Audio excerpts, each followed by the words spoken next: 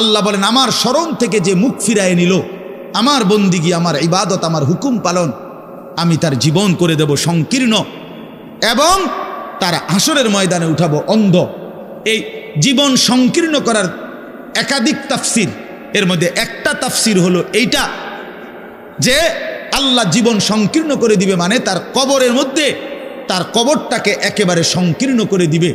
আল্লাহ রসুল বলছে নাফরমানের কবর রাইখা যখন ফেরেশতা চলে যাবে, কবর ডান পাশের মাটি তারে একটা চাপ দিবে বাম দিকে, বাম দিকের মাটি এক ডান দিকে, আল্লাহর কসম ডান পাশের হাড্ডি পাঁজর ভাইঙ্গা ডান দিকে বাম দিকে চলে যাবে, বাম দিকের হাড্ডি পাঁজর ভাইঙ্গা। রাসূলুল্লাহ সাল্লাল্লাহু আলাইহি ওয়াসাল্লাম বলছে বন্ধু দেখেন হাত্তা তাখতালিফা আদলাউহু, এই দুই আঙ্গুল যেভাবে এভাবে একটার ভিতরে ঢুকে গেছে, খোদার কসম ডান পাশের হাড্ডি পাঁজর বাম পাশের হাড্ডি পাঁজর এইভাবে একটার ভিতরে ঢুকে যায়। এইটার অর্থ এটা। হ্যাঁ, রাসূলুল্লাহ সাল্লাল্লাহু আলাইহি সাল্লাম একদিন হযরত বারা ইবনে আযিব রাদিয়াল্লাহু তাআলা আনহু থেকে বর্ণিত, নবীজি একদিন এক সাহাবীর জানাজা পড়তে গেছেন। জানাজা পড়তে গিয়ে খালি কবরের সামনে কিছুক্ষণ দাঁড়াইছেন, তখনও ওনারে কবরে রাখে নাই, জানাজাও পড়ায় নাই। নবীজি আগে গিয়া কবরটার সামনে দাঁড়াইছে। হযরত বারা ইবনে আযিব বলেন আমরা নবীজির সাথে ছিলাম, আল্লাহ নবী সাল্লাল্লাহু আলাইহি সাল্লাম কবরের খালি এই কবরে দেখা অঝরে কাঁদতে শুরু করছে। আমরা সবাই সাহাবীরা নবীজির সাথে কাঁদতে শুরু করলাম। অনেকক্ষণ কাইদা নবীজি চোখের পানি মুইছা আজীব কথা বলছে নবী। রাসূলুল্লাহ সাল্লাল্লাহু আলাইহি সাল্লাম সাহাবীদেরকে লক্ষ্য করে বলছে ইয়া ইখওয়ানি লিমিসলি হাদা ফাআইদ্দু, আমার বন্ধুরা আমার সাথীরা এই কবরে যাওয়ার জন্য তোমরাও রেডি হও। ফাআইদ্দু, তোমরাও প্রস্তুতি নাও, অচিরেই তুমি আমি সবাই এই কবরেই পৌঁছে যাইতে হবে। রাসূলুল্লাহ সাল্লাল্লাহু আলাইহি সাল্লাম বলছে প্রিয় বন্ধু আমার, জওয়ান সাথী আমার, সামান্য এই কয়েকটি জওয়ানি নষ্ট না করা, নষ্ট না করা, কোনোভাবেই নষ্ট না করা। তো এই জন্য বললাম এই সূরা মুলক এটা আল্লাহ তাআলা অত্যন্ত ফজিলতপূর্ণ একটি সূরা। রাসূলুল্লাহ সাল্লাল্লাহু আলাইহি সাল্লাম বলছেন এটা কবরের আযাব থেকে রক্ষা করবে। এই সূরা নিয়মিত তাফসীরের মধ্যে আমি নিজে পড়ছি, তাফসীরে কুরতুবিতে আছে। আল্লাহ নবী সাল্লাল্লাহু আলাইহি সাল্লাম বলেন লাওয়াদিত্তু, নবীজি বলেন আমার দিলের আশা, আমার দিলের তামান্না, আমার উম্মতের প্রতিটা মুমিন তার কলিজার ভিতরে তার জবানে এই সূরা মুলক থাকুক, সূরা মুলক থাকুক। অর্থাৎ রাসূলুল্লাহ সাল্লাল্লাহু আলাইহি সাল্লাম বলতেন আমার প্রতিটা মুমিন বান্দা উম্মত যেন এই সূরা মুলক তেলাওয়াত করে, যেন কবরের আযাব থেকে রক্ষা পায়। নবীজি 5 ওয়াক্ত নামাজের পরে, আল্লাহর কসম ভাই এখানে অনেক ওলামায়ে কেরাম আছে, আপনি জিজ্ঞাসা করে, নবীজি 5 ওয়াক্ত নামাজের পরে, সরদারে দু আলম নবীর তো কোনো গুনাহ নাই, তিনি নিষ্পাপ, তিনি তো জান্নাত উদ্বোধন করবেন। আনা আউয়ালু মান ইয়াকরাউ বাবাল জান্নাহ, নবী বলছে আমি সেই মুহাম্মদ যে প্রথম জান্নাতের দরজা আমি নাড়ব, জান্নাতের কড়া নাড়ব আমি মুহাম্মদ। ভেতর থেকে ফেরেশতা বলবে আপনি কে? আমি বলবো মুহাম্মদ। ফেরেশতা বলবে আনতাজিরু লাক, আমি তো আপনার অপেক্ষাই করছিলাম, আপনি আসবেন বলেই তো অপেক্ষায় ছিলাম, আপনি উদ্বোধন করে দিলেই তো বাকিরা ঢুকবে। তো সেই নবী যিনি জান্নাত উদ্বোধন করবেন, তিনি 5 ওয়াক্ত নামাজের পরে ভাইয়া প্রতিদিন তিনি যেই কথাটা দোয়া করতেন, এর মধ্যে একটা দোয়া এটা, আল্লাহুম্মা ইন্নী আউযু বিকা মিন আযাবিল কবর ওয়া মিন ফিতনাতিল কবর ওয়া মিন ফিতনাতিল মাসীহিদ দাজ্জাল ওয়া মিন ফিতনাতিল মাহইয়া ওয়াল মামাত। আল্লাহ আমি কবরের আযাব থেকে পানাহ চাই। নবীজি নিজে বলতেন। প্রিয় ভাই বাবা আমার, চলেন সবাই নিয়ত করি, নিজেকে গুনাহ থেকে বাঁচানো দরকার, নিজের আল্লাহর নাফরমানি থেকে বাঁচানো দরকার। আল্লাহ তাআলা বলেন ইন্নাল্লাযীনা ইয়াখশাউনা রাব্বাহুম বিল গায়ব, আমি আল্লাহকে না দেখে, আমার কথাগুলো আখিরাত সম্পর্কিত, এগুলোকে না দেখে যারা আমি আল্লাহকে ভয় করে, আখিরাতকে ভয় করে, জাহান্নামকে ভয় করে, কবরকে ভয় করে। আল্লাহ বলেন, তাফসীরের মধ্যে লিখছে, ভয় করে মানে হলো গুনাহ বর্জন করে। কোন ব্যক্তি আল্লাহকে ভয় করে, খোদার কসম এই কথার অর্থ হলো গুনাহ ছেড়ে দেয়। যে গুনাহ ছেড়ে দেয় সে আল্লাহকে ভয় করে, যে আল্লাহকে ভয় করে সে গুনাহ ছেড়ে দেয়। কোনো নাফরমান আল্লাহকে ভয় করে না, আল্লাহকে ভয় করলে গুনাহ করতে পারে না। বুঝেন নাই বাংলা কথাটা? এটা কাগজের এই পিঠ ও পিঠ, কাগজের এই পিঠ ওই পিঠ। এই পিঠে যদি লেখা আছে আল্লাহর ভয়, তো ওই পিঠে লেখা থাকবে গুনাহ বর্জন। যে গুনাহ ছেড়ে দেয় সে অটোমেটিকলি আল্লাহকে ভয় করে, যে আল্লাহকে ভয় করে সে গুনাহ বর্জন করে। এজন্য তাকওয়ার অর্থ আল্লাহর ভয়, এটার প্রথম অর্থ হইল গুনাহ বর্জন। মান খাশিয়ার রহমান, আল্লাহকে ভয়, এটার প্রথম অর্থ গুনাহ বর্জন, গুনাহ বর্জন। আমার শায়েখ আল্লামা মুফতি মুশতাকুন নবী সাহেব সব সময় চিল্লায় মাহফিলে, অনেক সময় হাজারি করে বলে যে বাপ, গুনাহ আগুন, গুনাহ আগুন, গুনাহ আগুন। প্রতিটা গুনার পিঠে ওই পিঠে আগুন আছে। নারীর প্রতিটা বেপর্দা দৃশ্যের মধ্যে খোদার কসম আগুন জ্বলে। ওই সিনেমার নর্তকীর শরীরে আগুন জ্বলে, ওই নায়িকার শরীরে আগুন জ্বলে, মোবাইলের ওই অস্থির ছবির মধ্যে আগুন জ্বলে, মদের আড্ডায় আগুন জ্বলে, জুয়ার আড্ডায় আগুন জ্বলে, সুদের টাকায় আগুন জ্বলে, ঘুষের টাকায় আগুন জ্বলে, বেপর্দা নারীর শরীরে আগুন জ্বলে। ওইটা রূপ না, ওইটা আগুন, ওইটা জাহান্নাম, ওইটা জাহান্নাম। আল্লাহ তাআলা বলেন, ইন্নাল্লাযীনা ইয়াখশাউনা রাব্বাহুম বিল গায়ব। আল্লাহ তাআলা বলেন, আমার যেই বান্দারা আমার আখিরাত, আমার জাহান্নাম, আমার পরকাল, আমার কবর, এই কথাগুলোকে ভয় করে, আমি আল্লাহকে ভয় করে, না দেখে আল্লাহ বলেন, আমি ওয়াদা দিলাম, লাহুম মাগফিরাতুম ওয়া আজরুন কাবীর, আমি তাদের পেছনের সব গুনাহ মাফ করে দেব, আর আমার সবচেয়ে বড় পুরস্কার জান্নাত দিয়ে দেব। এখানে এটা এমন শব্দ না যে কিছু শব্দ তো আছে একটা শব্দের সাথে আরেকটা বলছে অর্থহীন, যেমন কলম টলম। তো এটা সবাই বুঝে যে টলমের কোনো অর্থ নাই, কাগজ টাগজ, তো কাগজের অর্থ নাই। কিন্তু শিক্ষা দীক্ষা এমন না, শিক্ষা শব্দের উল্টা না, এটা এমন না যে এটা শিক্ষার উল্টা কিছু না, এটা আলাদা শব্দ। শিক্ষা দীক্ষা যেমন আমরা অনেক সময় বলি যে নামাজ রোজা, লোকটা নামাজ রোজায় ভালো, তো এর দ্বারা কি শুধু নামাজ আর নামাজের উল্টা শব্দ রোজা না, এটা একটা আলাদা কি আমল। নামাজ একটা ইবাদত, তো রোজা একটা ইবাদত। তো শিক্ষা এটা একটা বিষয়, দীক্ষা এটা একটা বিষয়। শিক্ষা তো তালিম, দীক্ষা এটা তরবিয়ত, আখলাক। আখলাক অর্থাৎ শব্দ মুখস্থ করা এটা যেমন জরুরি, জিন্দিগি গঠন করা এটাও সমান জরুরি, বরং তার চাইতে বেশি জরুরি। এজন্য আমাদের ফেনীর একজন বড় বুজুর্গ আলেম আছেন, ফেনী জামিয়া রশিদিয়া মাদ্রাসার হজরত মাওলানা মুফতি শহীদুল্লাহ দামাত বারাকাতুহুমুল আলী, বাংলাদেশের অনেক বড় একজন বুজুর্গ আলেম।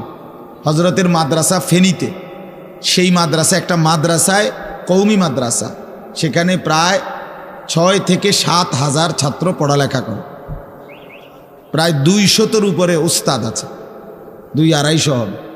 তো এই জন্য বললাম যে হজরত সবসময় বলে যে পড়া মেধা অনুপাতে কম বেশি হইতে পারে, কিন্তু আখলাক বরাবর হইতে হবে। আখলাক, ছাত্র মেধাগত যোগ্যতার কারণে কেউ রুল নাম্বার 1, কেউ রুল নাম্বার 10, কিন্তু আদব আখলাক বরাবর বরাবর হওয়া চাই। আমরা এটা খুব খেয়াল করি না। আজকে সবাই মনে করে বাচ্চার পড়ালেখা হচ্ছে, ঠিক আছে, পড়তেছে, যাইতেছে, আসতেছে, ছেলেটা পড়তেছে, রেজাল্ট আসছে, কিন্তু আখলাক কোথায়? যে ছেলেটা কখনোই প্রস্রাব করে টয়লেট পেপার ব্যবহার করে না, দাঁড়িয়ে বসে প্রস্রাব করার ক্ষেত্রে কোনো পার্থক্য করে না, তো তার আখলাক, তার জীবন গঠন হইল কই? শব্দও না মুখস্থ হইল, শব্দও না মুখস্থ হইল। যে ছেলেটা তার মোবাইলের মধ্যে রাত দিন নাচ গান ছবি জিনা ব্যভিচারের দৃশ্য, অথবা শুধু শুধু অনর্থক মোবাইলটা টিপল, তো পড়া তো মুখস্থ করলো, কিন্তু আখলাক কই হইল? আখলাক কই হইল? 3 বছরের বাচ্চার হাতে মোবাইল দিয়ে দিছে, 2 বছরের বাচ্চার হাতে অভিভাবক মোবাইল দিয়ে দিছে। মানে খামখেয়ালির এক জিন্দিগি। এক সন্তান গঠন কিভাবে করতে হয় মুসলমান তাও জানেন, তাও জানে না। বাচ্চাকে টেলিভিশনের হাতে তুলে দিছে, টেলিভিশন দেখে দেখে শেখো। বাচ্চাতে সমবয়সীদের হাতে তুলে দিছে, যে সমবয়সী বন্ধুদের সাথে আড্ডা দিতে দিতে যা শেখো শেখো। এটা কখনোই কি না, নিয়ম না। রাসূলুল্লাহ সাল্লাল্লাহু আলাইহি ওয়াসাল্লাম বলছেন, কুল্লু মাউলুদিন ইউলাদু আলাল ফিতরা, প্রত্যেকটি মানব সন্তান আল্লাহকে মানার শতভাগ যোগ্যতা নিয়ে পৃথিবীতে ভূমিষ্ঠ হয়। কোরআন শরীফে আল্লাহ তাআলা বলছেন, ফিতরাতাল্লাহিল্লাতী ফাতারান নাসা আলাইহা, কোরআনের আয়াত। আল্লাহ তাআলা বলেন, দিন মানার পুরা যোগ্যতা দিয়েই আমি আল্লাহ মানুষকে সৃষ্টি করেছি। আল্লাহ তাআলা এমন একটি হুকুম করে নাই, এমন একটা বিষয় নিষেধ করে নাই যা পালন করার যোগ্যতা কিংবা বর্জন করার যোগ্যতা আল্লাহর বান্দার শরীরের মধ্যে নাই, এমন কোনো বিধান নেই। আমার মধ্যে রুকু করার যোগ্যতাই নাই, অথচ আমারে রুকু করতে বলছে, অথচ আমার কোমর বাঁকা হয় না, বিষয়টা এমন না। আমি সেজদাই দিতে পারি না, আমার হাঁটুও বাঁকা হয় না, কনুইও বাঁকা হয় না, কোমরও বাঁকা হয় না, অথচ আল্লাহ আমারে বললেন সেজদা দিতে। বিষয়টা কি এমন? কথা বুঝছেননি আমার কথাটা? আমারে বানাইলেন তাল গাছ, আমারে বলতেছেন সেজদা দিতে। এইটা বললে না জুলুম হইতো? এটা বললে না জুলুম হইতো? কিন্তু আল্লাহ তাআলা যতগুলো হুকুম করেছেন, যতগুলো নিষেধ করেছেন, প্রতিটা হুকুম পালন করা, প্রতিটা নিষেধ বর্জন করার 100 যোগ্যতা আল্লাহ তাআলা বান্দার শরীরের মধ্যে দিয়েছে। কোরআনুল কারীমের মধ্যে আছে, আল্লাহ তাআলা বলেন, বান্দা আমি তোমাকে বানিয়েছি নাবতালিহি, পরীক্ষা করার জন্য, আর পরীক্ষায় উত্তীর্ণ করার উপযোগী। ফাজআলনাহু সামিআম বাসীরা, আমি আল্লাহই তোমাকে শুনবার জন্য কান দিয়েছি, দেখবার জন্য চোখ দিয়েছি। তাফসীরের মধ্যে লিখছে, অর্থ হইল আমাকে মানবার পুরা যোগ্যতা সম্পন্ন শরীর দিয়েছি। ওযু, গোসল, নামাজ, রোজা, হালাল হারাম, পাক নাফাক সব কিছু বান্দা পালন করতে পারবে এমন যোগ্যতা দিয়ে তারে মানুষ বানাইছে। মানুষ হইবার পরে, মুসলমান হওয়ার পরে কেউ যদি বলে আল্লাহর এই হুকুম পালন করা আমার পক্ষে সম্ভব না, তাহলে এটা হইতে পারে তুমি ছাগল, মানুষ না। তুমি গরু ছাগল ছাড়া আর কিছু না, তুমি মূলত হাইওয়ান। ইনসান হইলে পারতা, তুমি যদি মানুষ হইতা তো ঠিকই পারতা, তুমি যদি মানুষ হইতা তো পারতা। মূলত তুমি নিজের মানুষ এই পরিচয় ভুলে গেছো। তো এই জন্য বাপ আল্লাহ নবী সাল্লাল্লাহু আলাইহি সাল্লাম বলেন, ফাআবাওয়াহু ইউহাব্বিদানিহি আও ইউনাসসিরানিহি আও ইউমাজ্জিসানিহি, মা বাপ সন্তানকে ইহুদি বানিয়ে দেয়, অথবা খ্রিস্টান বানিয়ে দেয়, অথবা অগ্নি পূজক বানিয়ে দেয়। সরাসরি হাদিস, বাবা মা নষ্ট করে দেয় সন্তান। রাসূলুল্লাহ সাল্লাল্লাহু আলাইহি সাল্লাম বলছে, বাবা মা 3 বছরের বাচ্চাটা ছোট্টবেলা থেকেই ঘরে টেলিভিশন দেখে, রঙিন সিনেমা দেখে, নাটক সিনেমা দেখে, তারে এটা শিখাইবার ক্ষেত্রে কে ব্যবস্থা করে দিল? তার মা বাপ।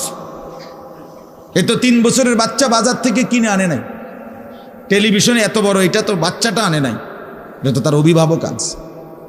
এই 3 বছরের বাচ্চাটারে কার্টুন দেখার জন্য, গেমস খেলার জন্য এত বড় মোবাইলটা, এটা তো তার বাবাই দিছে, অথবা তার মা, তার দুলা ভাই, তার বড় ভাই, তার চাচা, এমন কেউ একজন তার হাতে তুলে দিছে।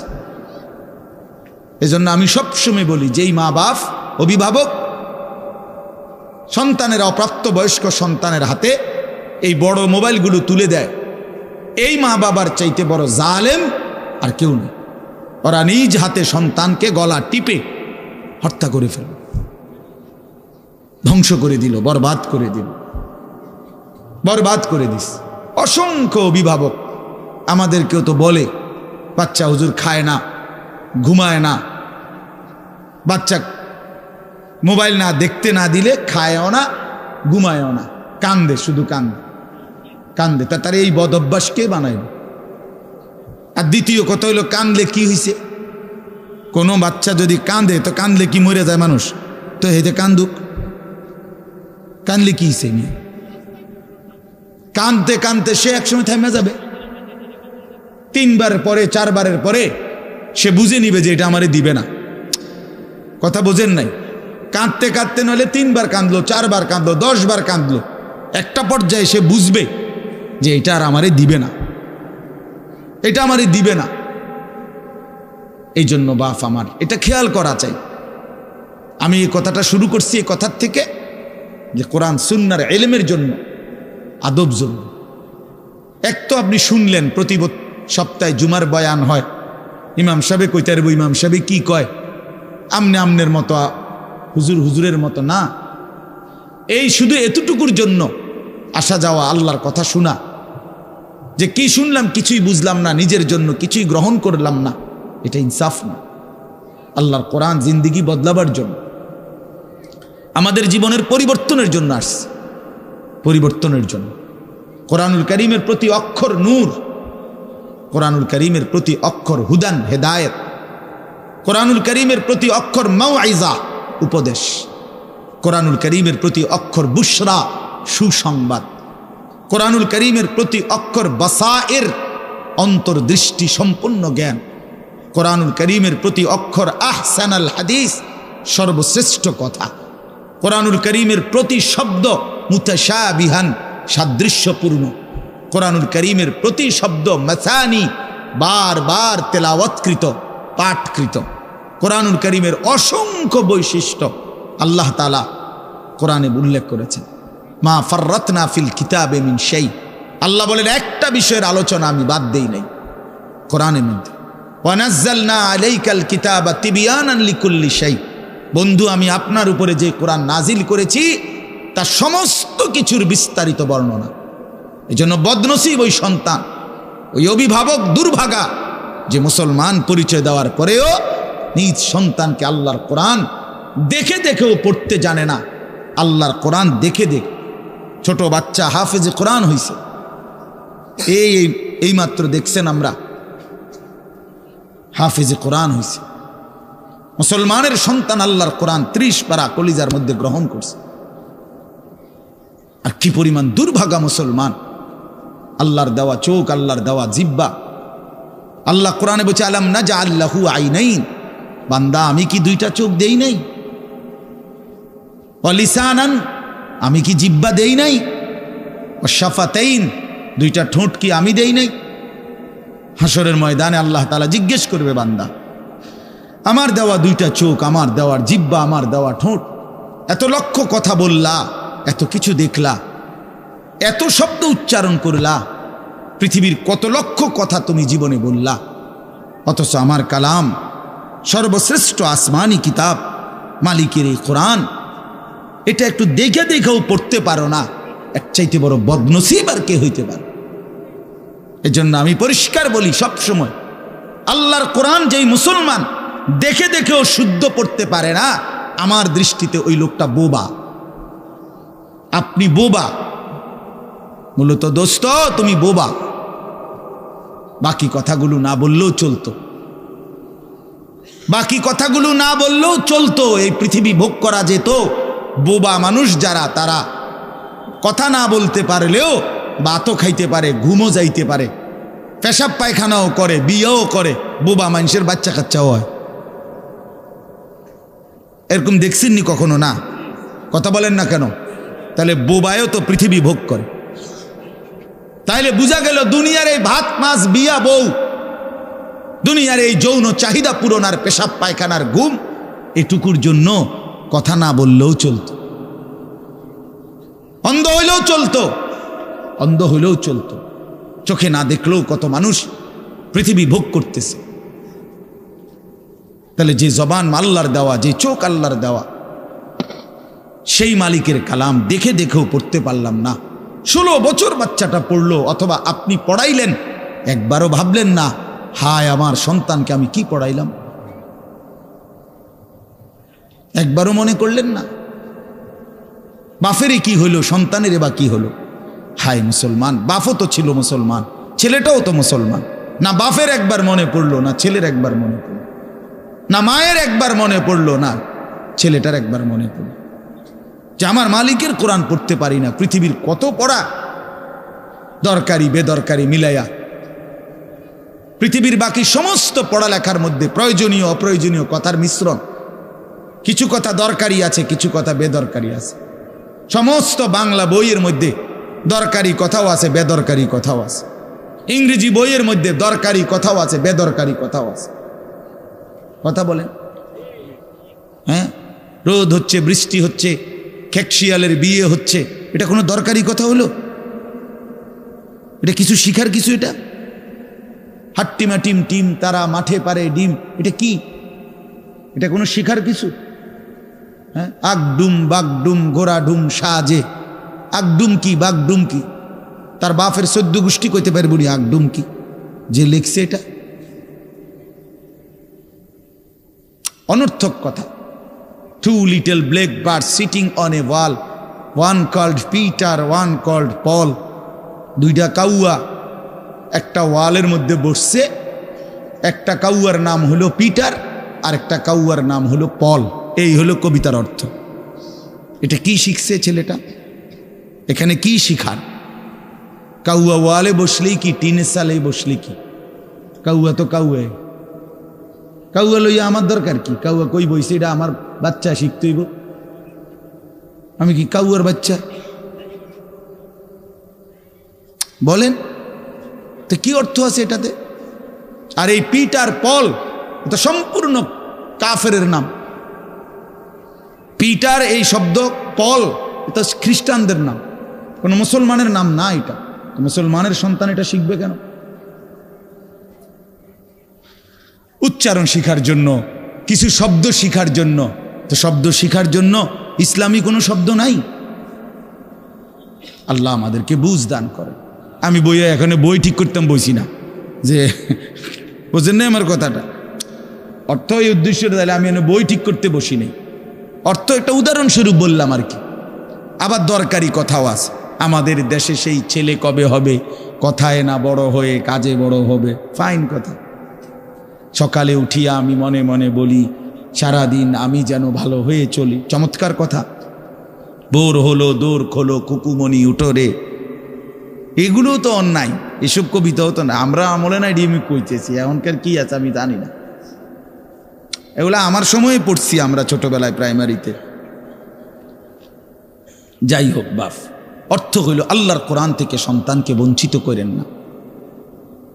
বঞ্চিত আপনাদের কাছে অনুরোধ। এই যে কয়জন বসছেন, জোয়ান ভাই যারা বসছেন, ভাই আমার স্কুলে পড়েন, কলেজে পড়েন, কোনো অসুবিধা নাই, ঠিক আছে।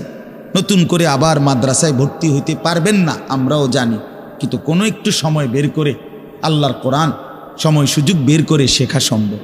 শুক্রবারটা তো অবসর থাকেন, বৃহস্পতিবার বিকেল থেকে তো অবসর থাকেন, শনিবারটা তো অবসর থাকেন।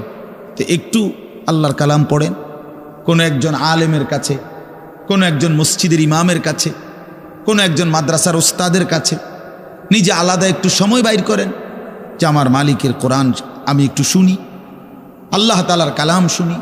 আহা, কোরআনুল কারীমের নূর, এটা যে শুনলো না সে শুনলোটা কি?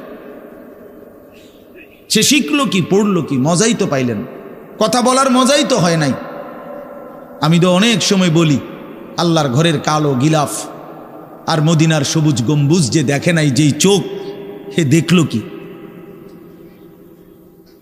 কালো গিলাফ যে দেখে নাই কাবার, রাসূলুল্লাহর রওজায়ে আতহারের সবুজ গম্বুজের ওই সৌন্দর্য যে দেখে নাই, যেই চোখ, সে জীবনে কি দেখলো? আর আমার একবার মক্কা শরীফ এক লোক উমরার সময়, বাংলাদেশি এক লোক দৌড়াইয়া আমার আয়সা জড়াইয়া ধরছে, ধরাইয়া কাঁদা দিছে, বলছে হুজুর আমি আপনার এক কথার কারণে হজে আসছি, উমরায় আসছি। আমি বললাম মানে? এই কথাইটা আমি এটা শুনছি, আজ আপনি বলছেন যে এই চোখ কাবার কালো গিলাফ দেখে নাই, রাসূলুল্লাহ সাল্লাল্লাহু আলাইহি সাল্লামের রওজায়ে আতহারের সবুজ গম্বুজ দেখে নাই, সে দেখলো কি? আর এইটা আমার দিলে লাগছে যে হ্যাঁ ঠিকই তো, আমি আর কি দেখলাম? তাই তো যেই জবান আল্লাহর নামে নিতে জানে না, মালিকের কোরআনে পড়তে জানে না, তুমি পড়লা কি মিয়া? তুমি কি গোড়ার ঘাস কাটলা মিয়া? বাকি সবগুলো পড়া না হলেও দুনিয়া চলতো মিয়া।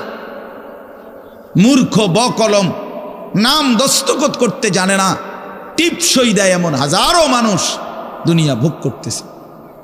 বাড়ি গাড়ি, নেতাগিরি, মাতবুরি, ক্ষমতা, দালান বিল্ডিং সবটা দুনিয়া ভোগ করছে, অথচ নামটাও সই দিতে জানে না। এমন নাই? বলেন না এমন নাই? তো সে কোন যোগ্যতায় দুনিয়া ভোগ করছে? সে কিভাবে দুনিয়া ভোগ করতেছে? যদি বলেন সে সমাজে তার কোনো মান সম্মান, আরে না মিয়া, বহুত নেতাদের মাতবর সমাজের, সে তো মূর্খ, টাকার জোরে ক্ষমতা দেখাচ্ছে, এমন মানুষ নাই? তো তাইলে এই জন্য বাপ আবারও অনুরোধ করছি আমি, অর্থ হইল অপমান করা না, জেনারেল শিক্ষা নিষেধ করা না।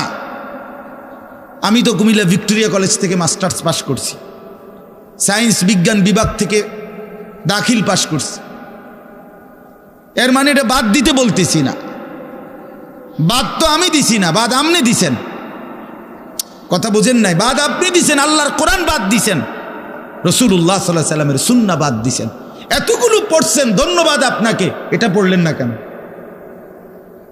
এতগুলো শিখতে পারলেন, এত লক্ষ টাকা খরচ করতে পারলেন, 4 বছরের মেডিকেলের জন্য, 6 বছরের মেডিকেলের জন্য এক বাপ তার ছেলেটার জন্য, মেয়েটার জন্য কত লক্ষ টাকা খরচ করছে, তার কোনো কুল কিনারা আছে মিয়া?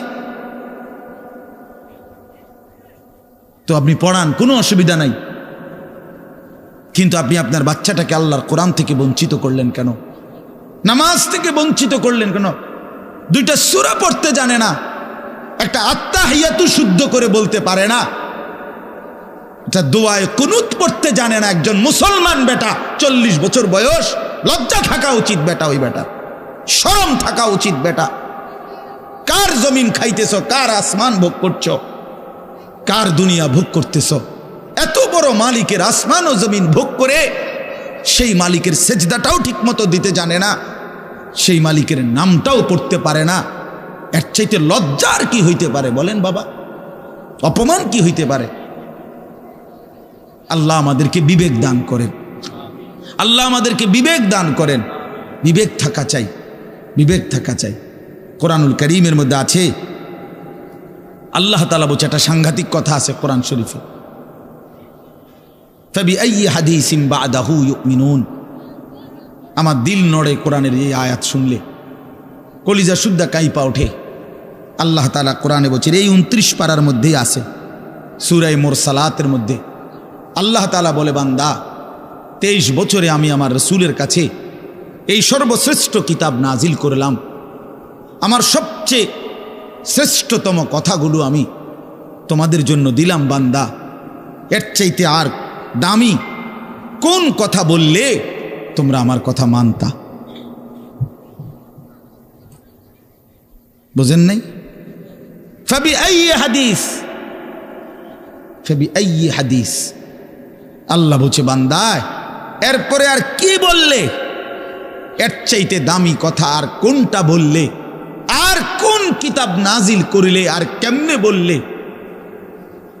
ফাবিআইয়ি হাদিসিন বা'দাহু ইউমিনুন। আর কিভাবে বললে বান্দা ঈমান আনতা, বিশ্বাস করতা? আকিমুসসালাহ, আকিমুসসালাহ 80 বারের চাইতে বেশি বলছি আমার কোরআনে, আর কতবার বললে আমারে সেজদা দিতা? ইত্তাকুল্লাহ, ইত্তাকুল্লাহ বারবার বলেছি, আল্লাহকে ভয় করো, আর কতবার বললে বান্দা আমারে ভয় করতা? কতবার বলছি? আল্লাহ বলবেন। রাসূলুল্লাহ সাল্লাল্লাহু আলাইহি সাল্লাম বাপ আমার, বন্ধু আমার, নওজোয়ান সাথী আমার, মনে রাখবেন, বিশ্বাস করেন, রাসূলুল্লাহ সাল্লাল্লাহু আলাইহি সাল্লাম হাসরের ময়দানে অসংখ্য উম্মতকে জিজ্ঞেস করবে। এই আমল নামা যখন দেখবে, প্রত্যেকটা উম্মত তার নিজ নিজ আমল নামা, রাসূলুল্লাহ সাল্লাল্লাহু আলাইহি সাল্লাম দেখবেন। এই আমল নামা দেখে নবী জিজ্ঞেস করবে, উম্মত 23টা বছর একটানা আমি কেঁদেছি, উম্মত 23 বছর তোদের জন্য আমি কেঁদেছিলাম, এমনও রাত গেছে সারা রাত উম্মতের জন্য আমি কেঁদেছি, সারা রাত দোয়া করছি উম্মতের জন্য। তায়েফের পাথরের আঘাতে পিঠ, চালনির মতো ছিদ্র বানায় ফেলছি। পেটের কষ্টে, ক্ষুধার কষ্টে 14 দিনের চাইতে বেশি পেটে 2টা পাথর বাইদা ক্ষুধার কষ্ট হজম করছি।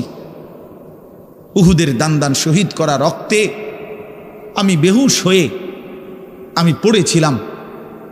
সেই নবী আমি আর কত কাঁদলে, আর কত রক্ত ঝরাইলে উম্মত তুমি আমার কথা মনে করতা,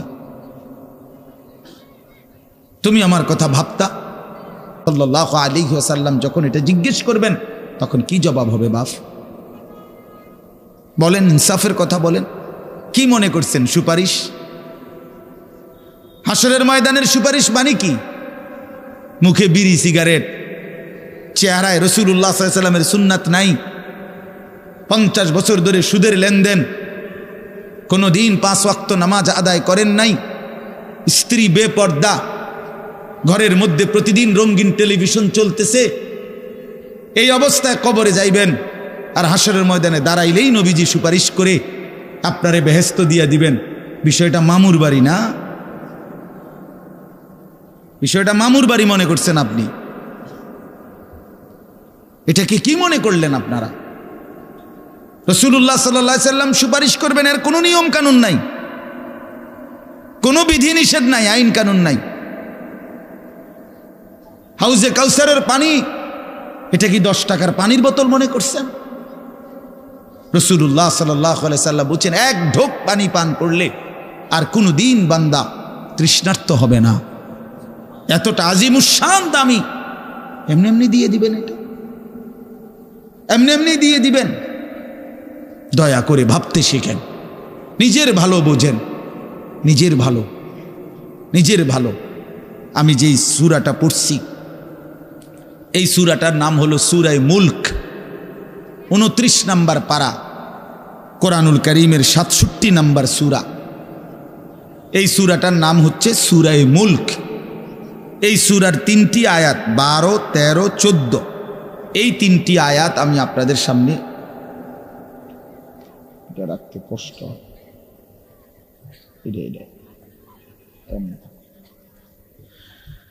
এই 3টি আয়াত আমি তেলাওয়াত করছি। এই আর অল্প একটু সময়ের মধ্যে আমি আপনাদের সামনে এই 3টা আয়াতকে সামনে রেখে কয়েকটা আর কথা বলতে চাই। প্রথম কথা, আপনারা রাগ হইয়েন না আমার, আমি আপনাদেরই অঞ্চলের মানুষ, এখন আপনারাও আমার, আমিও আপনাদের। আল্লাহর কোরআন শিখেন। আমার কথা হলে আমি বলি না যে সবাই সব জেনারেল পড়া বন্ধ করে দেন, অর্থ হলে আপনি একটু সময় বাইর করেন। কথা, যারা চাকরি করেন, ব্যবসা করেন, বুড়া মানুষেরও অনেক বয়স্ক লোক কইলে হুজুর না আর কইয়া লাভ নাই, এই বয়সও না নাই, বিড়ি খাই না বয়স আছে। হ্যাঁ মাশাআল্লাহ, বিড়ি খাইতে কইলে চা দোয়ানে গপ মারুন না, বয়স ঠিকই রয়েছে অন।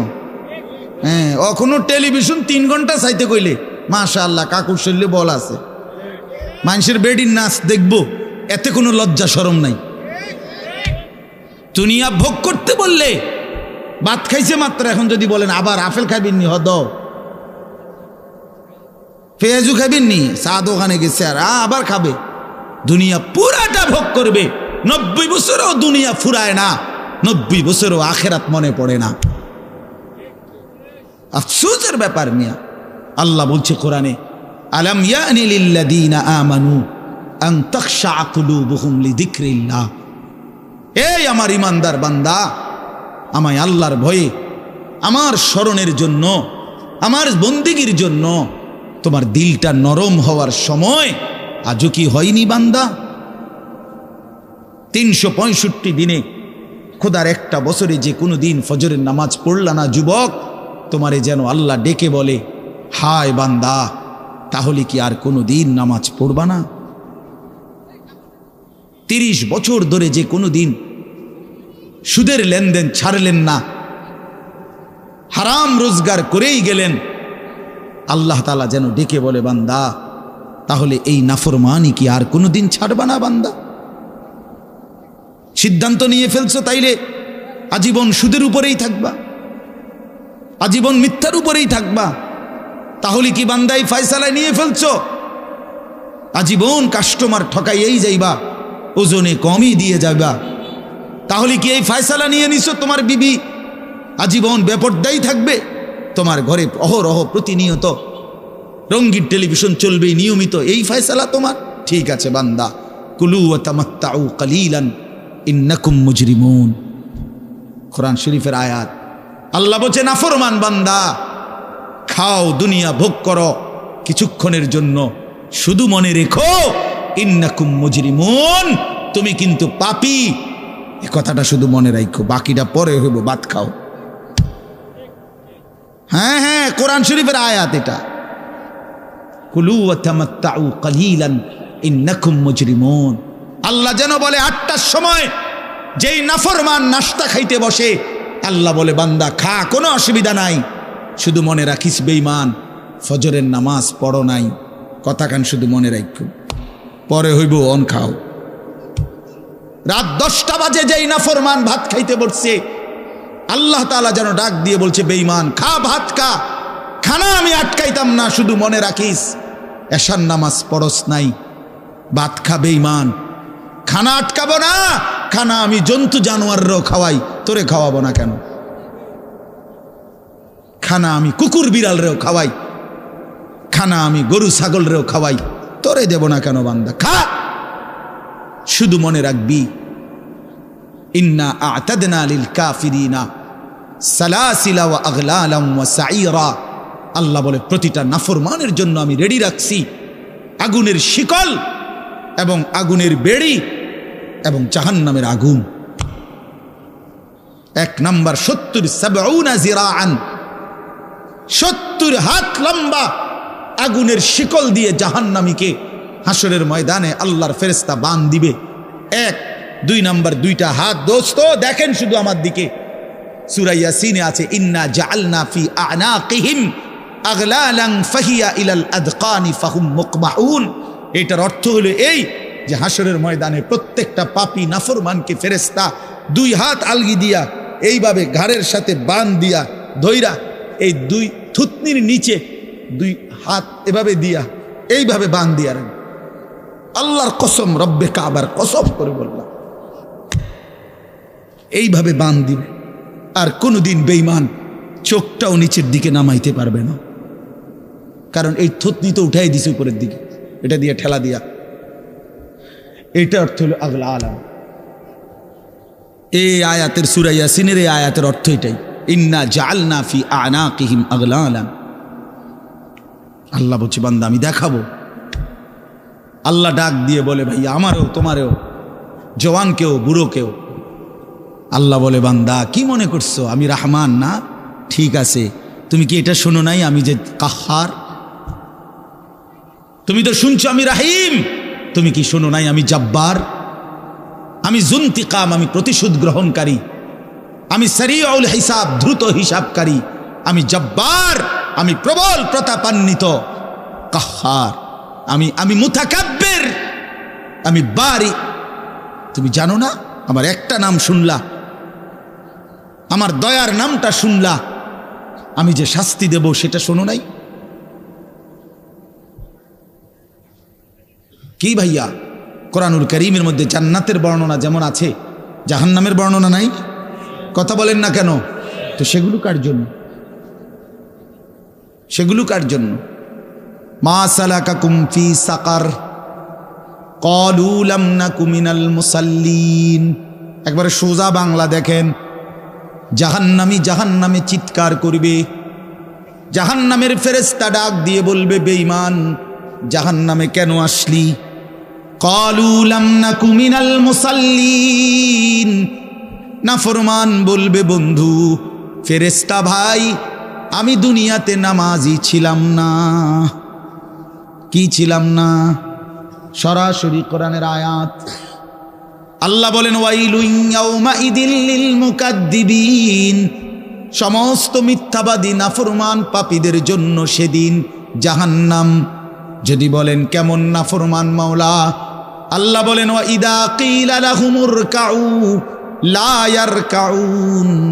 দুনিয়ায় এই নাফরমানকে যতবার বলা হয়েছিল রুকু করতে, সেজদা করতে, নামাজ পড়তে, বেঈমান নামাজ পড়ে নাই, এজন্য জাহান্নাম। কোরআনুল কারীমে আল্লাহ বলছেন কাল্লা ইদা বালাগাতিত তারাকি, নাফরমানের মৃত্যুর সময় যখন আসবে, মালাকুল মউত আজরাইল তারে যখন ডাক দিবে, আইয়াতুহান নাফসুল খাবিসা, প্রতিটা পাপী নাফরমানের জান কবজের সময় আজরাইল যখন ডাক দিয়ে বলবে, হে খবিস আত্মা বের হ, উখরুজি বের হ, আত্মাটা বের হতে চাইবে না। আল্লাহর নবী বলেন, কসম বাবা, নবীজি বলে মালাকুল মউত আজরাইল খপ করে ধইরা কলজা থেকে রুহুটা একটা টান দিয়া ছিঁড়া ফেলবে, একটা টান দিয়া ছিঁড়ে ফেলবে। এরপরে রুহুটা কণ্ঠনালীর কাছে এসে আটকায় যাবে। কাল্লা ইদা বালাগাতিত তারাকি, তারাকি মানে কণ্ঠনালী। ফালাউলা ইদা বালাগাতিল হুলকুম ওয়া আনতুম হিনা ইদিন তানজুরুন, এটার অর্থ এটাই। হুলকুম মানে এই কণ্ঠনালী, বের হতে চাইবে না রুহু। আজরাইল তখন ধৈরে টাইনা হেসরাইয়া ছিঁড়া ছিন্ন ভিন্ন করে বেঈমান নাফরমানের কলজা ছিঁড়া ফেলবে, রুহু ছিঁড়ে ফেলবে, এরপরে শরীর থেকে বের করে নিয়ে আসবে। আরে বন্ধু, এই কোরআনে আছে, আল্লাহ নিজে বলছে এমন নির্মম মৃত্যু হলো কেন, এই নাফরমানের মউত এত কঠিন হলো কেন, তার কলজা ছিঁড়া ফেলছে, রুহু ছিঁড়ে ফেলছে, এমন মৃত্যু হলো কেন? আল্লাহর কসম বাপ আমারেও বলি, আপনারেও বলি, আল্লাহ কোরআনে সরাসরি বলছে এমন ভয়ানক মৃত্যু হলো কেন? ফালা সাদ্দাকা ওয়ালা সাল্লা, কারণ এই নাফরমান আমি আল্লাহর কথায় বিশ্বাস করে নাই, ওয়ালা সাল্লা, এবং নামাজ পড়ে নাই, নামাজ পড়ে নাই, নামাজ পড়ে। হ্যাঁ, বেনামাজি সন্তান মনে রাখো, বাদ দুগা খাইতে এলে খুব মাতবর, মোবাইল একখান টিপে, মোটরসাইকেল একখান চালায়। হ্যাঁ, বাহ বাহ বাহ বাহ বাহ বাহ বাহ, আর কি, আর ধরে কে? আমার একটা মোটরসাইকেল আছে, আমার একটা মোবাইল আছে, আমার কিছু বন্ধু আছে যারা আমার সারাক্ষণ অসৎ সঙ্গ দেয়। যখনই আমার সমস্ত নাফরমানি মন চায়, কিছু অসৎ বন্ধু মিলে যায়, যে বন্ধুরা আমার সারাক্ষণ চরিত্রহীনতা শিখায়, অসভ্যতা, নোংরামি, অশ্লীলতা, বেহায়াপনা শিখায়। এমন কিছু বন্ধু যার মিলে গেছে, একটা মোটরসাইকেল মিলে গেছে, একটা মোবাইল মিলে গেছে, তো নারীর ছবি, আড্ডা, জিনা, ব্যভিচারের দৃশ্য, মদের আড্ডা, জুয়ার আড্ডা, নারীর আড্ডা, নারীর আলাপ, অথবা মোবাইলের অস্থির ছবি দেখা, এই জিন্দিগি মুসলমান? এর জন্যই আল্লাহ তাআলা আমাদেরকে মুসলমানের ঘরে বানাইছিলেন। এই জন্যই আমার বাবা মুসলমান, এই জন্যই আমার মা মুসলমান। ওফো, আল্লাহ আপনি মাফ করে দেন। ইনসাফের সাথে ভাইবেন। অনেক নওজোয়ান ভাই, সবাইরে অনুরোধ করলাম, দোস্ত আমার, ইনসাফের সাথে ভাইবেন, নিজেরে নষ্ট করেন না। ছেলেরা আমার, ভাইয়া, নিজেরে নষ্ট করো না ভাই, নওজোয়ান ভাই, নিজেরে নষ্ট করো না। শেষ পর্যন্ত কেউ নাই, শেষ পর্যন্ত একদিন, দিন শেষে, রাত শেষে দেখবেন আমার সাথে কেউ নাই, আমি একাই, আমি একাই। একদিন কবর আমারে সব সম্পর্ক ছিন্ন করে দিবে, একদিন মৃত্যু আমাকে সব ভুলায় দিবে, সব ভুলায় দিবে। তো এই সূরাটার নাম হলো সূরা মুলক। এটা কোরআন শরীফের অত্যন্ত ফজিলতপূর্ণ একটা সূরা, মাত্র 30টা আয়াত এই সূরার মধ্যে। আল্লাহ নবী সাল্লাল্লাহু আলাইহি ওয়াসাল্লাম বলছেন, এই সূরাটি যে নিয়মিত তেলাওয়াত করবে, আল্লাহ নবী বলেন, তুমজিহি মিন আযাবিল কবর, এই সূরা মুলক তাকে কবরের আযাব থেকে রক্ষা করবে। এটাই সূরার ফজিলত। এজন্য আলহামদুলিল্লাহ উলামায়ে কেরাম, আমাদের মাদ্রাসাগুলোর তালিবে ইলম এবং আল্লাহওয়ালা বুজুর্গানে দ্বীন সব সময় রাত্রিবেলা ঘুমের আগে আগেই এই সূরা মুলক তেলাওয়াত করে। এই 4-5 মিনিট সময় লাগে, কিন্তু এই সূরার বড় ফজিলত হলো, আল্লাহ নবী সাল্লাল্লাহু আলাইহি সাল্লাম বলেন, এই সূরা কবরের আযাব থেকে রক্ষা করবে, কবরের আযাব থেকে রক্ষা করবে। আমার ভাই, আমার বন্ধু, রাসূলুল্লাহ সাল্লাল্লাহু আলাইহি সাল্লামের অগণিত হাদিস এ কথার প্রমাণ করে যে কবরে আযাব হবে। হাসরের আযাব তো আছেই, জাহান্নামের আযাব তো আছেই, কবরেও আযাব হবে। মেন বিচার তো হবে হাসরের ময়দানে, তার আগেই আযাব হবে কবরে। আপনারা সহজ বাংলায় বুঝবেন, আসামি যখন ধরে ফেলে, তখন মামলার হিয়ারিং তো চলে, মামলার শুনানি তো চলে, কিন্তু সে কারাগারে ঠিকই আটকায় রইছে। কারাগারের কষ্ট যন্ত্রণা সে হাজতি হিসাবে ভোগ করতে থাকে। আবার যখন মামলার রায় হয় তখন সে আবার আসামির পরে হিসাব পরে, কিন্তু কষ্ট লাঞ্ছনা এটা তো তার শুরু হয়ে যায়। যদিও এখনো বিচার শেষ হয় নাই, বিচার প্রক্রিয়াধীন, 10 দিন 50 দিন 20 দিন 1 মাস পর পর মামলার ডেট পরে শুনানি হয়, কিন্তু সে তো থাকে কারাগারে, সে তো থাকে কারাগারে।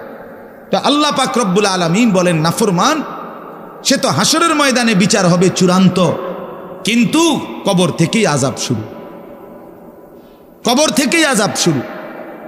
রাসূলুল্লাহ সাল্লাল্লাহু আলাইহি সাল্লাম খুব বেশি হাদিসের মধ্যে আছে, একজন বিখ্যাত সাহাবী, আপনারা সবাই ওনার নাম জানেন, ইসলামের 3য় খলিফা হযরত ওসমান রাদিয়াল্লাহু তাআলা আনহু। কিতাবের মধ্যে আছে, আমরা নিজে আত-তাযকিরা, আমার কাছে কিতাব আছে আরবি, ইমাম কুরতুবী রাহমাতুল্লাহ লিখিত কিতাব, ওখানে আছে হযরত ওসমান রাদিয়াল্লাহু তাআলা আনহু যখন কোনো কবরের সামনে দাঁড়াইতেন তো প্রচণ্ড কাঁদতেন, ভীষণ কাঁদতেন, হাত্তা ইয়াবুল্লা লিহিয়াতাহু, কাঁদতে কাঁদতে উনার দাড়ি ভিজে যেত। তো উনার সাথীরা জিজ্ঞেস করতেন, হযরত আপনি জাহান্নামের কথা বললেও এত কাঁদেন না, অথচ কবর দেখলে এভাবে কাঁদেন কেন? তো তিনি বলতেন, ইন্নাল কবরা আউয়ালু মানাজিলিল আখিরা, শোনো কবর হচ্ছে আখিরাতের প্রথম ঘাঁটি। ফা ইন নাজা মিনহু ফামা বাদাহু আইসারু মিনহু, যদি কোনো ব্যক্তি এই কবরের ঘাঁটিতে বাইচা যায় পরবর্তী সবগুলো ঘাঁটি তার জন্য সহজ। ওয়া ইন লাম ইয়ানজু মিনহু ফামা বাদাহু আশাদ্দু মিনহু, এই কবরে এই ঘাঁটিতে যে জিততে পারবে না, বাঁচতে পারবে না, তো পরবর্তী সবগুলো ঘাঁটি তার জন্য তার চাইতে বেশি কঠিন। এই কথার কারণে আমি ভয় পাই, কবর দেখলে আমার মনে পড়ে, হায় আমি এই কবরের আযাব থেকে বাঁচব কিনা, এই ভয়ে আমার কাঁদতে থাকি। তো এরপরে তিনি বলছেন, হযরত উসমান রাদিয়াল্লাহু তাআলা আনহু বর্ণনা করেন যে আল্লাহর নবী সাল্লাল্লাহু আলাইহি সাল্লাম বলছেন, আমার ভাই খেয়াল করে শুনেন, নবীজি নিজে বলছেন, আল্লাহ রাসূল সাল্লাল্লাহু আলাইহি সাল্লাম জীবনে কোনোদিন একটা শব্দ বানায়া বলছেন? কথা বলেন। অতিরিক্ত বলছেন, বেশতি বলছেন, শুধু ভয় দেখানোর জন্য বলছেন? না, তামাশা করে বলছেন? এটা আপনাদের ইয়াকিন তো? কথা বলেন না। আল্লাহ নবী সাল্লাল্লাহু আলাইহি সাল্লাম বলেন, মা রাআইতু মানজারান কাত্তু ইল্লা ওয়াল কবরু আফজাউ মিনহু। রাসূলুল্লাহ বলেন, হযরত ওসমান বর্ণনা করেন যে আমি নবীজির জবানে শুনছি, নবীজি বলছেন, হে আমার উম্মত, আল্লাহর কসম উম্মত, কবরের চাইতে অধিক ভয়ানক কোনো আযাবের দৃশ্য আমি রাসূল মুহাম্মদ দেখি নাই, আমি দেখিনি। রাসূলুল্লাহ সাল্লাল্লাহু আলাইহি সাল্লাম বলছেন। প্রিয় ভাই আমার, আল্লাহর নবী সাল্লাল্লাহু আলাইহি সাল্লামের সরাসরি হাদিস, যে ব্যক্তি কবরের 3টা প্রশ্নের জবাব দিতে পারবে না, রাসূলুল্লাহ সাল্লাল্লাহু আলাইহি সাল্লাম বলেন আল্লাহ তাআলার পক্ষ থেকে তখন ফেরেশতাদের কাছে ঘোষণা আসবে, আফরিশুহু মিনান নার ওয়ালবাসুহু মিনান নার ওয়াফতাহু লাহু বাবান ইলান নার। আমার এই নাফরমান বান্দার কবরে জাহান্নামের বিছানা বিছিয়ে দাও, জাহান্নামের পোশাক পরিয়ে দাও, আর জাহান্নাম বরাবর তার জন্য কবর থেকে দরজা খুলে দাও। ফেরেশতারা যখন এই কার্যক্রমটা শেষ করবে, প্রথম জাহান্নামের বিছানা বিছায় দিছে, পোশাক পরায় দিছে, জাহান্নাম বরাবর দরজা খুলে দিছে, আল্লাহর নবী সাল্লাল্লাহু আলাইহি ওয়াসাল্লাম বলেন একজন ফেরেশতা এসে তখন ফায়ুদরাবু লাহু বিমিতরাকাতিম মিন হাদিদিন, নবীজি সাল্লাল্লাহু আলাইহি ওয়াসাল্লাম বলেন তখন একটা লোহার হাতুড়ি, লোহার গুর্জ, লোহার হাতুড়ি দিয়ে একজন ফেরেশতা তাকে একটা আঘাত করবে। কি আঘাত? কোথায় আঘাত করবে? সরাসরি হাদিসের শব্দ, বরবাতান বাইনা উজনাইহি, তার 2 কান বরাবর একটা আঘাত করবে। রাসূলুল্লাহ সাল্লাল্লাহু আলাইহি সাল্লাম বলেন ফায়াসিহু সাইহাতান, ওই নাফরমান তখন এত জোরে চিৎকার করবে, ইয়াসমাউহা মান ইয়ালিহি ইল্লা সাকালাইন, মানুষ এবং জিন ব্যতীত আল্লাহর সমস্ত সৃষ্টি ওই বেঈমানের চিৎকার শুনতে পায়। এ কবরের আযাব, ছেলেরা আমার, দোস্ত আমার, বাপ আমার, বন্ধু আমার। আপনি হাসলেও কবরে যাইতে হবে, কাঁদলেও কবরে যাইতে হবে। রাজপ্রাসাদের ওই অট্টালিকাতে যে থাকে সেও একদিন মরে যাবে, জীর্ণ কুঠিরে কুড়ে ঘরে যে থাকে সেও মরে যাবে। জীবনে যে কোনোদিন সুখ দেখে নাই দুঃখের সাগরে, তারও মৃত্যু হবে। জীবনে যে কোনোদিন দুঃখ দেখে নাই সুখের সাগরে ভাসছিল, তারও মৃত্যু হবে, সেও মরে যাবে। কবর নিশ্চিত, কবর নিশ্চিত। আমিন ওয়ারাইহিম বারযাখুন ইলা ইয়াউমি ইউবআসুন। আল্লাহ তাআলা মৃত ব্যক্তিকে বলবে, বান্দা, কোরআন শরীফের আয়াত, এখন থেকে নিয়ে ইসরাফিলের ফুঁতে হাসরের ময়দানে উঠানো পর্যন্ত বারজাখ মানে কবরের জীবনে পড়ে থাকো। ভেবে দেখেন, ভেবে দেখেন, শুধু 1 মিনিট। আমিও ভাবি, আপনিও ভাবেন। হাদিসের মধ্যে আছে, মা বাইনান নাফখাতাইন 40। ইসরাফিল প্রথম ফু দিলে জমিনের সব কিছু মাটির নিচে চলে যাবে। দ্বিতীয় ফু দিলে মাটির নিচ থেকে আবার সবাই উঠে হাসরের ময়দানে দাঁড়াবে। তো নবীজি সাল্লাল্লাহু আলাইহি সাল্লাম বলছে, এই 2 ফুঁয়ের মাঝখানে ব্যবধান হবে 40। তো মুহাদ্দিসিনে কেরাম, ওলামায়ে কেরাম বলেন, কেউ কেউ এই 2 ফুঁয়ের মাঝখানে ব্যবধান হতে পারে 40,000 বছর। তাহলে ধরে নেন, সর্বশেষ যেই লোকটা কবরে গেছে, যদি তার কবরে আযাব হয়, তাহলে তার কবরের আযাব ভোগ করতে হবে 40,000 বছর। এবার বলেন তো, এখন যারা মরতেছে, এবার বলেন তো রাসূলুল্লাহ সাল্লাল্লাহু আলাইহি সাল্লামের জমানায় যারা মারা গেছে, এবার আরো পিছনে যান, ইব্রাহিম আলাইহিস সালামের জমানায় যারা মারা গেছে, এবার আরো পিছনে যান, নূহ আলাইহিস সালামের জমানায় যেই অবিশ্বাসী বেঈমানগুলো মারা গেছে, তারা আজকে কত বছর যাবত কবরে আযাব ভোগ করতেছে। বুঝছেননি আমার কথাটা? হ্যাঁ, কোরআন শরীফে আছে, ওমান আ'রাযা আন যিকরি ফাইন্না লাহু মাঈশাতান দানকা ওয়া নাহশুরুহু ইয়াওমাল কিয়ামাতি আ'মা। আল্লাহ বলেন, আমার স্মরণ থেকে যে মুখ ফিরায় নিল, আমার বন্দিগি, আমার ইবাদত, আমার হুকুম পালন, আমি তার জীবন করে দেব সংকীর্ণ, এবং তার হাসরের ময়দানে উঠাবো অন্ধ। এই জীবন সংকীর্ণ করার একাধিক তাফসির, এর মধ্যে একটা তাফসির হলো এইটা, যে আল্লাহ জীবন সংকীর্ণ করে দিবে মানে তার কবরের মধ্যে, তার কবরটাকে একেবারে সংকীর্ণ করে দিবে। আল্লাহ রসুল বলছে, নাফরমানের কবর রাইখা যখন ফেরেশতা চলে যাবে, কবর ডান পাশের মাটি তারে একটা চাপ দিবে বাম দিকে, বাম দিকের মাটি এক ডান দিকে।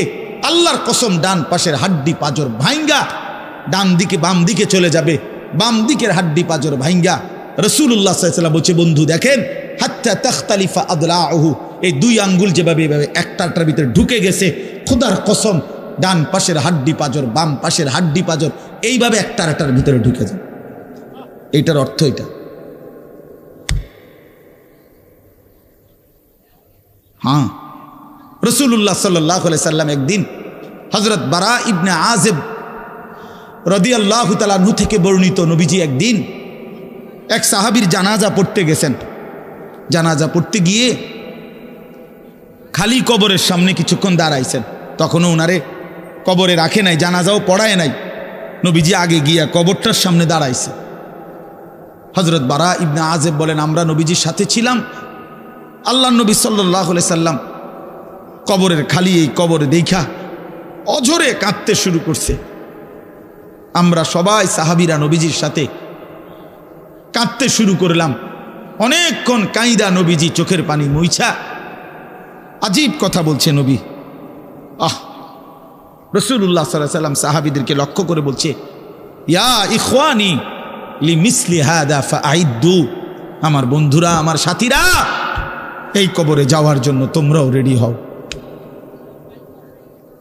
ফাআইদ্দু, তোমরাও প্রস্তুতি নাও, অচিরেই তুমি আমি সবাই এই কবরেই পৌঁছে যাইতে হবে। রাসূলুল্লাহ সাল্লাল্লাহু আলাইহি সাল্লাম বলছে, প্রিয় বন্ধু আমার, জওয়ান সাথী আমার, সামান্য এই কয়েকটি জওয়ানি নষ্ট না করা, নষ্ট না করা, কোনোভাবেই নষ্ট না করা। তো এই জন্য বললাম, এই সূরা মুলক এটা আল্লাহ তাআলা অত্যন্ত ফজিলতপূর্ণ একটি সূরা। রাসূলুল্লাহ সাল্লাল্লাহু আলাইহি সাল্লাম বলছেন, এটা কবরের আযাব থেকে রক্ষা করবে। এই সূরা নিয়মিত তাফসীরের মধ্যে আমি নিজে পড়ছি, তাফসীরে কুরতুবিতে আছে। আল্লাহ নবী সাল্লাল্লাহু আলাইহি সাল্লাম বলেন, লাওয়াদিত্তু, নবীজি বলেন আমার দিলের আশা, আমার দিলের তামান্না, আমার উম্মতের প্রতিটা মুমিন তার কলিজার ভিতরে, তার জবানে এই সূরা মুলক থাকুক, সূরা মুলক থাকুক। অর্থাৎ রাসূলুল্লাহ সাল্লাল্লাহু আলাইহি সাল্লাম বলতেন আমার প্রতিটা মুমিন বান্দা উম্মত যেন এই সূরা মুলক তেলাওয়াত করে, যেন কবরের আযাব থেকে রক্ষা পায়। নবীজি 5 ওয়াক্ত নামাজের পরে, আল্লাহর কসম ভাই, এখানে অনেক ওলামায়ে কেরাম আছে, আপনি জিজ্ঞাসা করে, নবীজি 5 ওয়াক্ত নামাজের পরে, সরদারে দু আলম নবীর তো কোনো গুনাহ নাই, তিনি নিষ্পাপ, তিনি তো জান্নাত উদ্বোধন করবেন। আনা আউয়ালু মান ইয়াকরাউ বাবাল জান্নাহ, নবী বলছে আমি সেই মুহাম্মদ যে প্রথম জান্নাতের দরজা আমি নাড়ব, জান্নাতের কড়া নাড়ব আমি মুহাম্মদ। ভিতর থেকে ফেরেশতা বলবে আপনি কে? আমি বলবো মুহাম্মদ। ফেরেশতা বলবে আনতাজিরুলাক, আমি তো আপনার অপেক্ষাই করছিলাম, আপনি আসবেন বলেই তো অপেক্ষায় ছিলাম, আপনি উদ্বোধন করে দিলেই তো বাকিরা ঢুকবে। তো সেই নবী যিনি জান্নাত উদ্বোধন করবেন, তিনি 5 ওয়াক্ত নামাজের পরে ভাইয়া প্রতিদিন তিনি যেই কথাটা দোয়া করতেন, এর মধ্যে একটা দোয়া এটা, আল্লাহুম্মা ইন্নী আউযু বিকা মিন আযাবিল কবর ওয়া মিন ফিতনাতিল কবর ওয়া মিন ফিতনাতিল মাসীহিদ দাজ্জাল ওয়া মিন ফিতনাতিল মাহইয়া ওয়াল মামাত। আল্লাহ আমি কবরের আযাব থেকে পানাহ চাই। নবীজি নিজে বলতেন। প্রিয় ভাই, বাবা আমার, চলেন সবাই নিয়ত করি, নিজেকে গুনাহ থেকে বাঁচানো দরকার, নিজের আল্লাহর নাফরমানি থেকে বাঁচানো দরকার। আল্লাহ তাআলা বলেন, ইন্নাল্লাযীনা ইয়াখশাউনা রাব্বাহুম বিল গায়ব, আমি আল্লাহকে না দেখে, আমার কথাগুলো আখিরাত সম্পর্কিত, এগুলোকে না দেখে যারা আমি আল্লাহকে ভয় করে, আখিরাতকে ভয় করে, জাহান্নামকে ভয় করে, কবরকে ভয় করে, আল্লাহ বলেন, তাফসীরের মধ্যে লিখছে ভয় করে মানে হলো গুনাহ বর্জন করে। কোন ব্যক্তি আল্লাহকে ভয় করে, খোদার কসম এই কথার অর্থ হলো গুনাহ ছেড়ে দেয়। যে গুনাহ ছেড়ে দেয় সে আল্লাহকে ভয় করে, যে আল্লাহকে ভয় করে সে গুনাহ ছেড়ে দেয়। কোন নাফরমান আল্লাহকে ভয় করে না, আল্লাহকে ভয় করলে গুনাহ করতে পারে না। বুঝেন নাই বাংলা কথাটা? এটা কাগজের এই পিঠ ও পিঠ, কাগজের এই পিঠ ওই পিঠ। এই পিঠে যদি লেখা আছে আল্লাহর ভয়, তো ওই পিঠে লেখা থাকবে গুনাহ বর্জন। যে গুনাহ ছেড়ে দেয় সে অটোমেটিকলি আল্লাহকে ভয় করে, যে আল্লাহকে ভয় করে সে গুনাহ বর্জন করে। এই জন্য তাকওয়ার অর্থ আল্লাহর ভয়, এটার প্রথম অর্থ হইল গুনাহ বর্জন। মান খাশিয়ার রহমান, আল্লাহকে ভয়, এটার প্রথম অর্থ গুনাহ বর্জন, গুনাহ বর্জন। আমার শায়েখ আল্লামা মুফতি মুশতাকুন নবী সাহেব সব সময় চিল্লায় মাহফিলে, অনেক সময় আহাজারি করে বলে যে বাপ, গুনাহ আগুন, গুনাহ আগুন, গুনাহ আগুন। প্রতিটা গুনার পিঠে, ওই পিঠে আগুন আছে। নারীর প্রতিটা বেপর্দা দৃশ্যের মধ্যে খোদার কসম আগুন জ্বলে। ওই সিনেমার নর্তকীর শরীরে আগুন জ্বলে, ওই নায়িকার শরীরে আগুন জ্বলে, মোবাইলের ওই অস্থির ছবির মধ্যে আগুন জ্বলে, মদের আড্ডায় আগুন জ্বলে, জুয়ার আড্ডায় আগুন জ্বলে, সুদের টাকায় আগুন জ্বলে, ঘুষের টাকায় আগুন জ্বলে, বেপর্দা নারীর শরীরে আগুন জ্বলে। ওইটা রূপ না, ওইটা আগুন, ওইটা জাহান্নাম, ওইটা জাহান্নাম।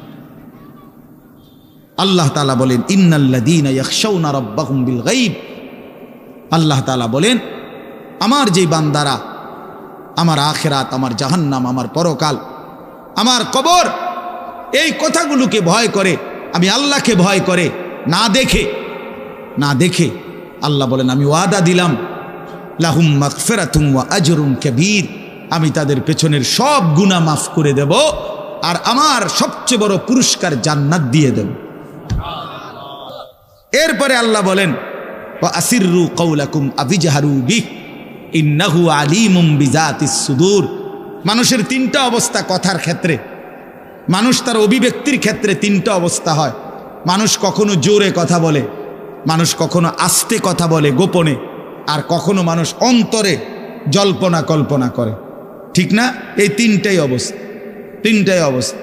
তো আল্লাহ তাআলা বলেন, এনে একটা ছোট্ট তাফসিরের মধ্যে আছে, মক্কার কুরাইশরা, কাফেররা নবীজির বিরুদ্ধে দিবানিশি ষড়যন্ত্র করত, বুঝছেন?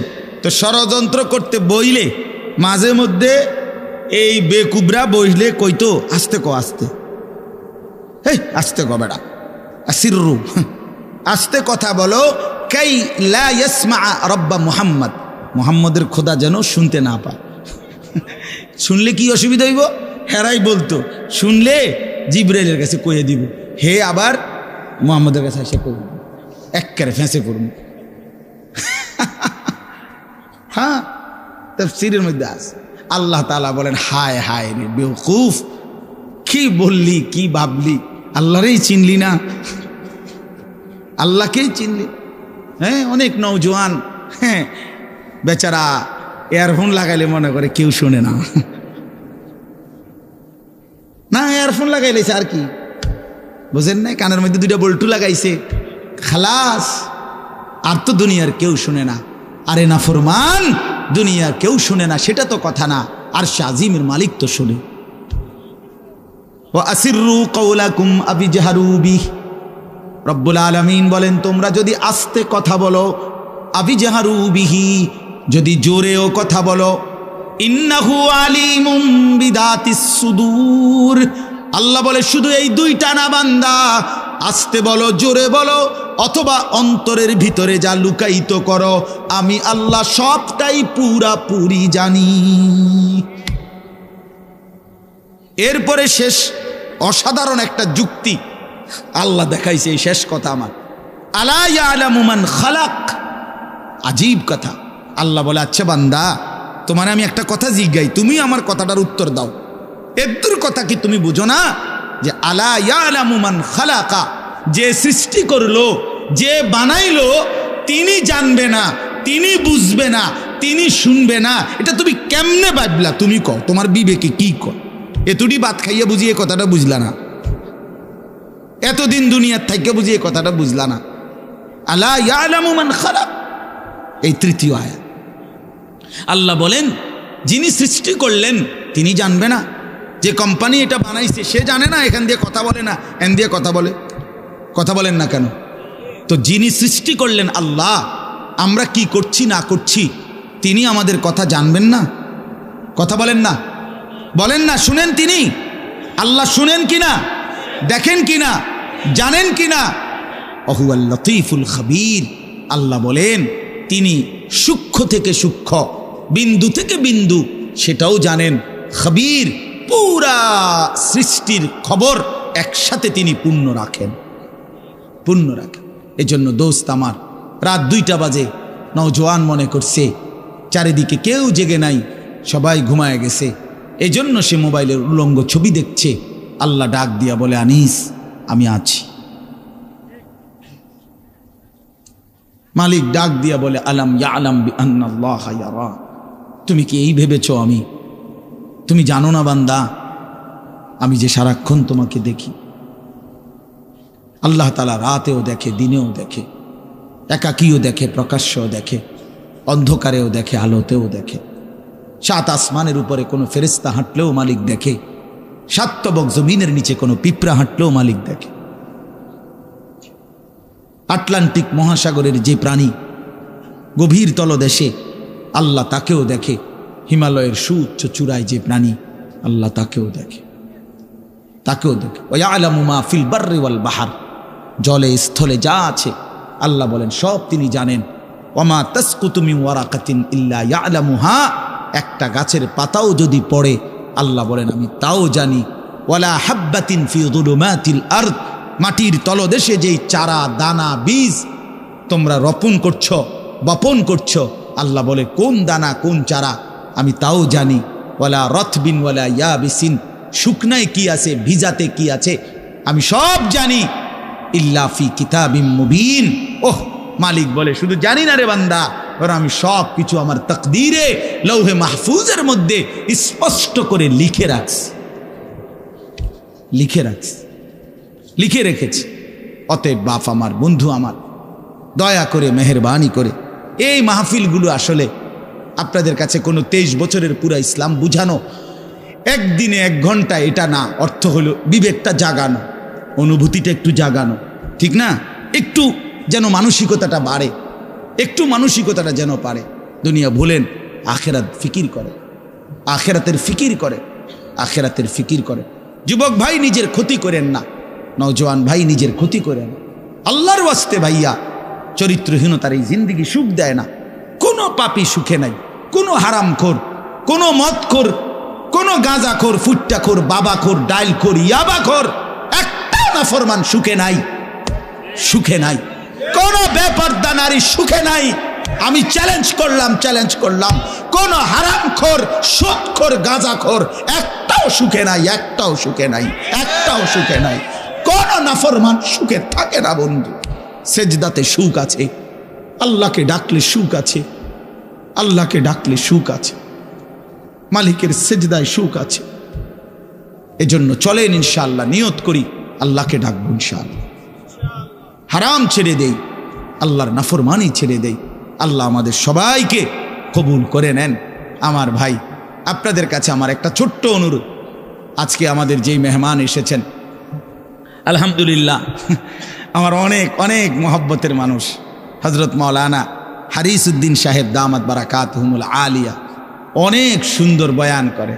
আমি তো কতক্ষণ দমকাইয়া এক কিনার করে লাইছি, আপনি মনে হচ্ছে একটা কাজ্জা লাগছে, বুঝছেন না? একটা ঝগড়া লাগছে যে এরুম হয়েছে।